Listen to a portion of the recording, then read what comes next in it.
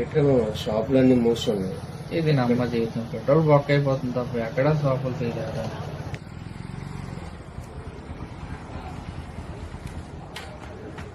అరే ఇది కూడా క్లోజ్ చేస్తారా? అరే మామ, అరే ఇంకా షాప్కి వెళ్దాం, ఎక్కువ. అరే త్వరగా పదరా, చలో షాపులు మూసేస్తారా, త్వరగా పద. ఇది రైట్ కి వెళ్తే ఇంకో షాప్ ఉంటే త్వరగా పదరా మామ.